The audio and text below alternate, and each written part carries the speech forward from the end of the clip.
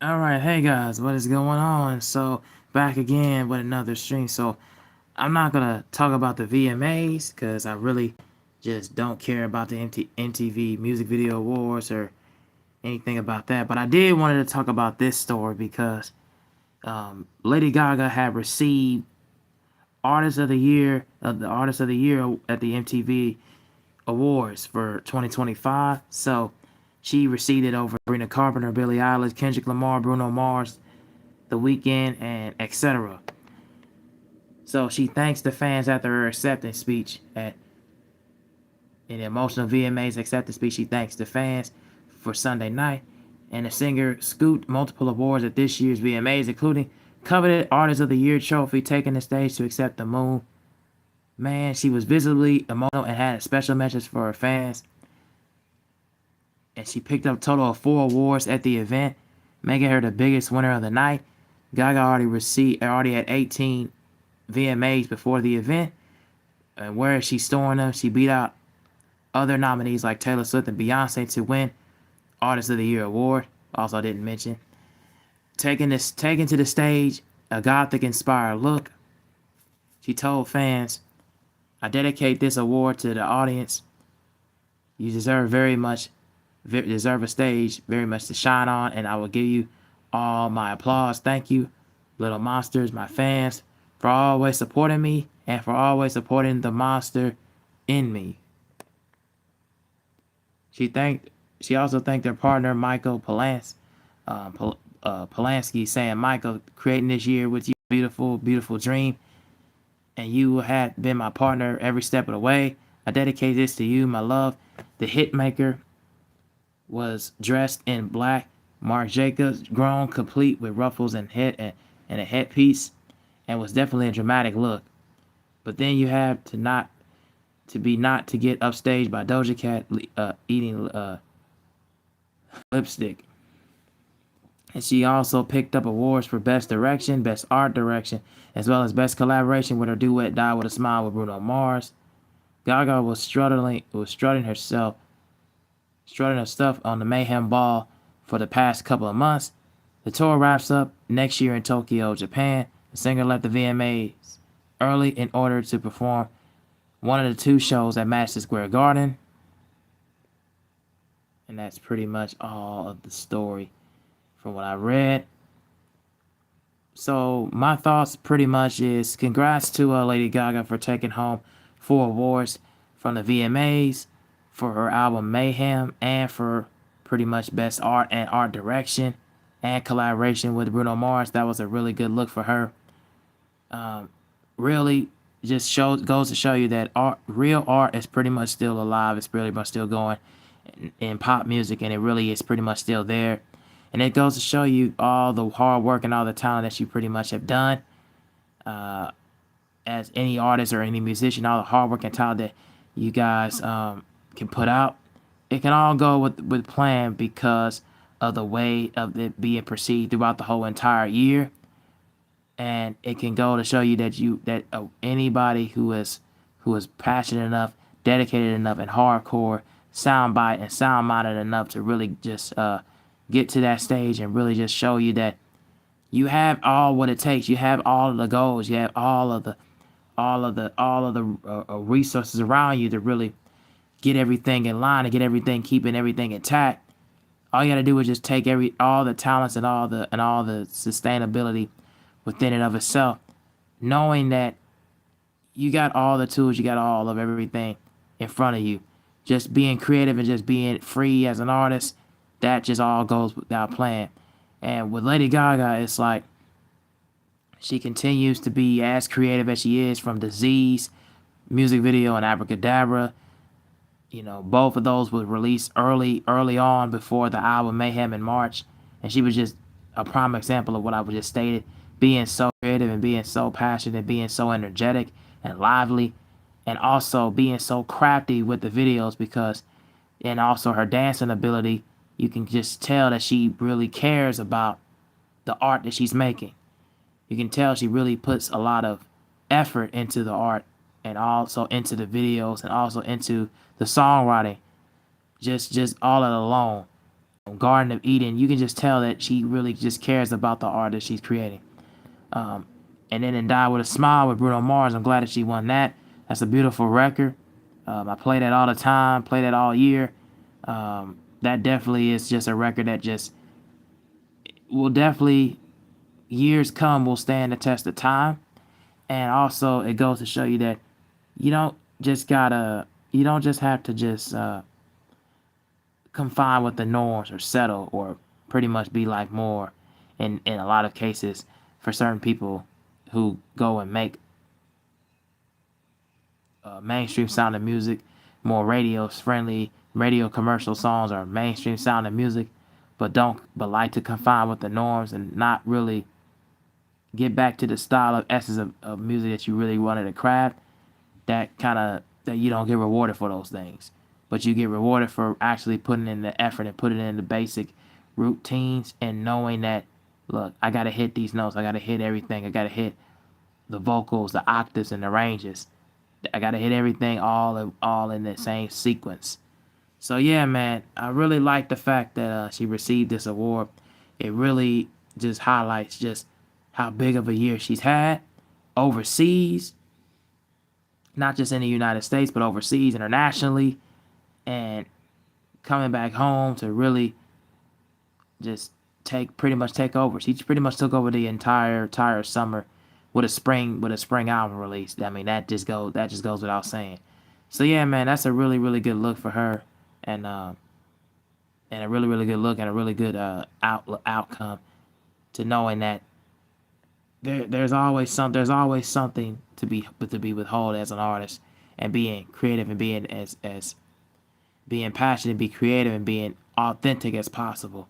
And it's not a lot of artists that really are doing that nowadays, and she's definitely one of those artists that's actually still keeping that hope alive for it. So I'm happy for her, and yeah, and that just pretty much goes without saying.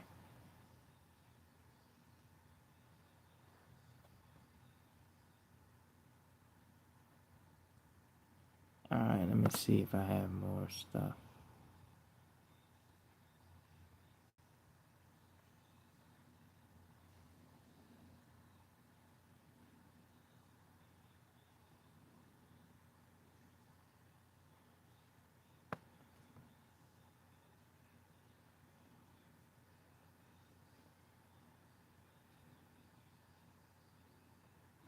And she also performs "Vanish into You" on the Late Show with Stephen Colbert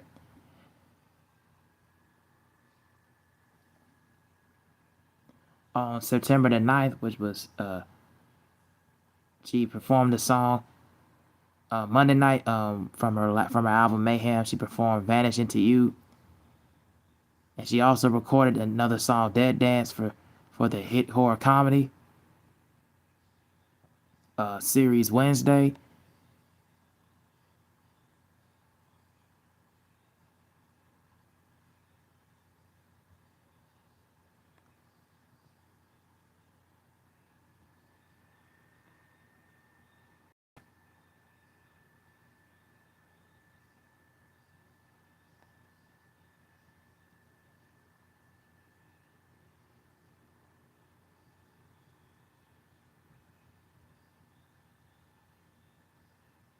All right, guys. So tell me what you guys think about Lady Gaga's speech at the VMAs. Her performance for "Vanish into You" off her album Mayhem at the Stephen on Monday night, late night with Stephen Colbert. Tell me what you guys think about that down in the comment section down below, as I will be looking to get into my next story here.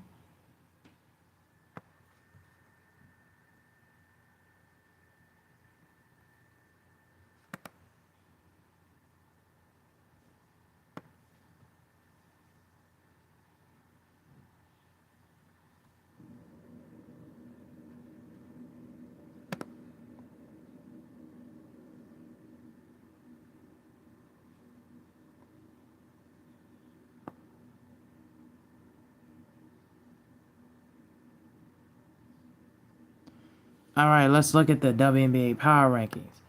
So for 2025, so who's in and who's out for the WNBA Power Rankings as of right now for Week 14. So the Lynx, Aces, Dream, Mercury, Liberty, Valkyries, and Fever are in. Who's out? Be the Mystics, the Sun, the Chicago Sky, and the Dallas Wings. And who's in the mix is the Storm and the LA Sparks. So the Minnesota Lynx, of course, clinched the playoff berth, followed by the Aces, Vegas Aces at number 2, the Atlanta Dream being at number 3, Phoenix at number 4, Liberty at number 5, Golden State at number 6, Indiana Fever at number 7, and last but the 2 is in the hunt to clinch the last of the playoff spot is the LA Sparks or the Seattle Storm. The Seattle Storm is right now sitting at number 8, which last week they was at number 7.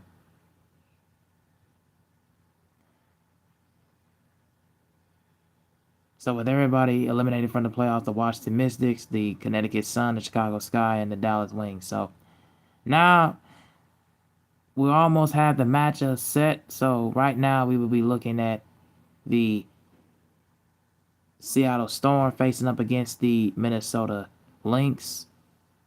We would have the Vegas Aces against the Indiana Fever. We would have the Atlanta Dream against the Golden State Valkyries, and the Phoenix Mercury against the New York Liberty.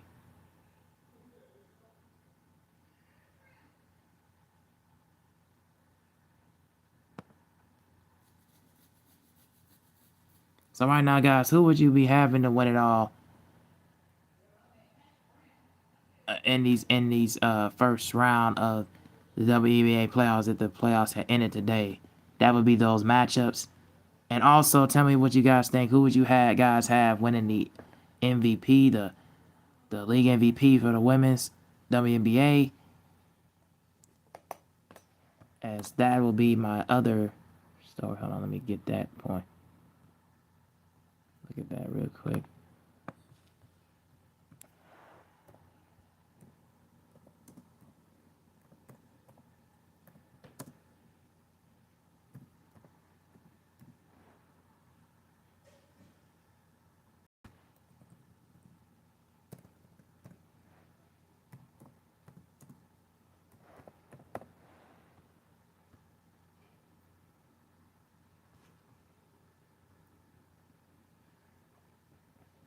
All right.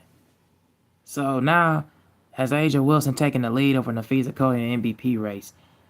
As I was looking at the Athletic in their article and then breaking it down.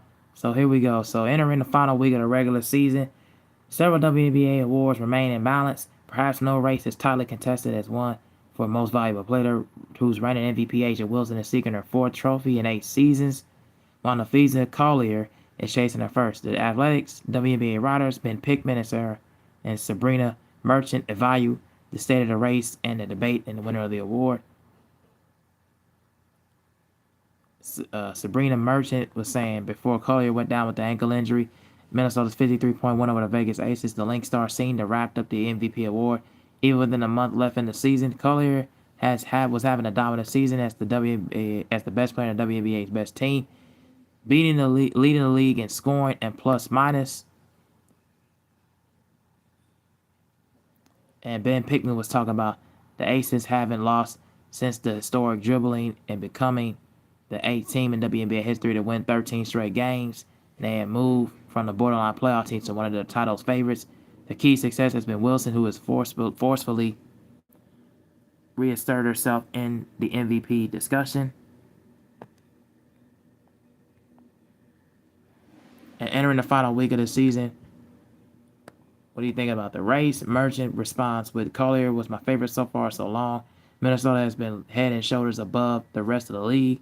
Before she got hurt, the Lynx were 22-4 when Collier played. She was the WNBA's leading scorer while shooting 53.7% from the field, top 5 in steals, top 5 in blocks. Minnesota had a plus 15 net rating, and Collier had the team's best individual on-court rating at plus 18. And Pickman was saying, plus it relates to head-to-head debate. Minnesota had topped Vegas three times in that span, with July 25th and August the 2nd wins coming by 31 points and 53 points. Collier thoroughly outplayed Wilson in both games. And Napheesa Collier just became the third player in WNBA history to record 700 plus points, 50 plus steals, and 50 plus blocks in a single season. She achieved this feat in only 32 games, making her the second fastest to do so, trailing only A'ja Wilson, who reached the mark in 26 games. Merchant, of course, the season didn't end on August the 2nd, and Collier has now missed more games than any MVP winner in league history. Admittedly, this has been the longest season in WNBA history, and counting the stats and many advanced stats are no longer in Collier's favor. Wilson leads the league in 20 point and 30-point triple doubles. Double doubles, points and blocks per game. And it's hard to overlook what happened last Thursday night when Wilson outplayed Collier in a convincing Las Vegas win.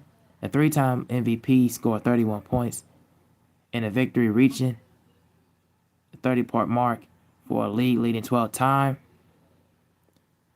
Merchant, more than any season for me, the vote comes down to how do you define value at the moment. I lean towards Collier because she elevated her team to greatness this season. She has been awesome individually and remarkably efficient. She is the only WNBA player with a top 5 usage percentage and top 5 true shooting percentage. Collier also gave Minnesota enough of a cushion through the first 2/3 of the season that the Lynx were able to take their foot off the gas over the last month.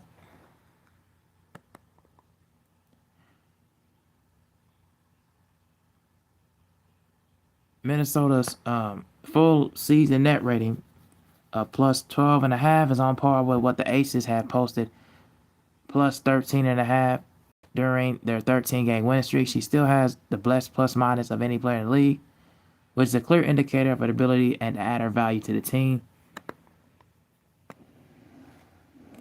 Yet at the same time, the Lynx are 7-3 without Collier, still looking like one of the WNBA's elites, even without their star forward. Entering the final week of the season, I'm leaning towards Wilson, who was in my mind still the league's best player. She can exhibit an unmatched dominance to rewatch her 30-point, 20-rebound game against the Connecticut Sun. For Exhibit A, her plus 25.5 on off-net rating is the best in the league. Just imagine where we would be at without her. Las Vegas' record isn't good as Minnesota's, but isn't far behind. The idea that Collier is being punished for her team's success seems counterintuitive. On paper, the Aces are lacking in talent. Vegas is the most lineup has 4 of the team's Team USA Olympians, from 2024, and the fact that Collier's team can perform at a higher level with her on the court, plus 16.5 versus plus 9.5 for Wilson, is credit to Collier's value. And Pickman goes back and replies to Sabrina when he says, but Wilson's still first in win shares, which is a reflection of her value as well. The Aces are 13-2 in clutch games, with Wilson having a 41.7 net rating in such situations. The Lynx are meanwhile 6-5, and Collier is a plus 10.5 net rating. All right, and it keeps continuing to go on. So my thoughts about this is, to me, while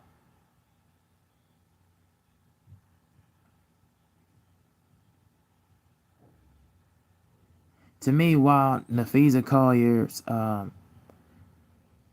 overall total points in a single season, becoming the third player to reach these milestone goals in a single season is great. I feel like because of what happened with her ankle injury, her coming back, and I do feel like the last stretch of August and into early September, kind of really hurt her single season individual case of being a coveted favorite of being the league MVP, while A'ja Wilson and the Vegas Aces being on a 13-game winning streak and has a career 20-point and 30-point double doubles, block points and blocks per game. and reaching the 30-point mark this season, leading 12 time. That kind of goes into a lot of the back and forth, and I think that kind of pushes her just slightly over the top. Now, Collier's value as far as plus minus net and plus minus net rating and plus minus, for the team has definitely helped her being in the conversation and being in the favor for certain analysts and certain critics.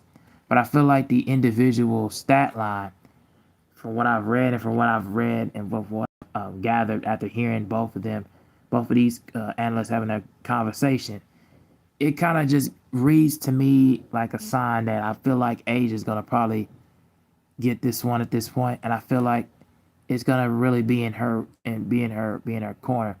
I don't know if I think they're pretty much gonna sit feet down until the playoffs come, and I think that's pretty much when you're gonna see her at her best. Because I think the regular season MVP might give it to Asia, but I really think like she's gonna compete. She wants to compete for the title as well, because she feel like last year and when they won it, and I feel like at certain points, a lot of critics still feel like she's under that umbrella of Marsh and everything. I feel like she has to get out of that umbrella as well for me. And also, I don't. I just feel like